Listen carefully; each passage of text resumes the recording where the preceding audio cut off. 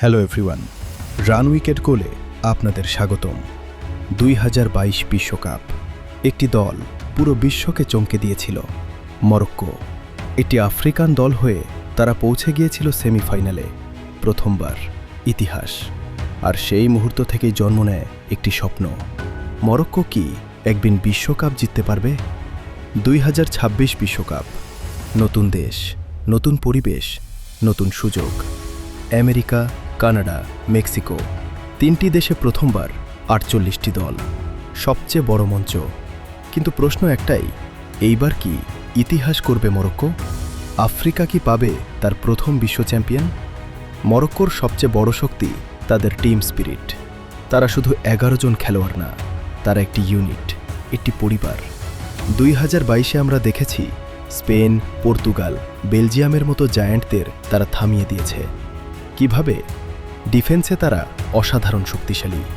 Ashraf Hakimi, Nayef Aguerd, Romain Saiss, একটা দেয়াল।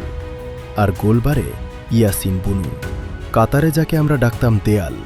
Penalty shoot আউটে স্পেনের 3টা শটই ঠেকিয়ে দিয়েছিল, ভুলিনি আমরা। মিডফিল্ডে সোফিয়ান আমরাবাত একাই ম্যাচ কন্ট্রোল করার ক্ষমতা রাখে। মনে আছে এমবাপ্পেকে কিভাবে ট্যাকল করেছিল?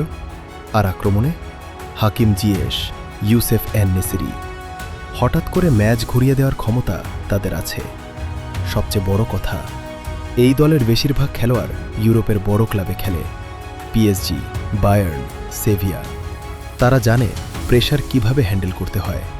তারা জানে চ্যাম্পিয়ন্স লিগের নকআউট ম্যাচ কিভাবে জিততে হয়।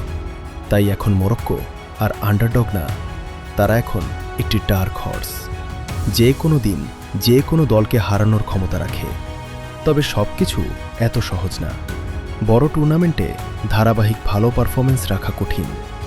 2022-এ তারা 7টা ম্যাচ খেলেছে, 2026-এ লাগতে পারে 8টা। স্কোয়াড ডেপথ কিছুটা সীমিত।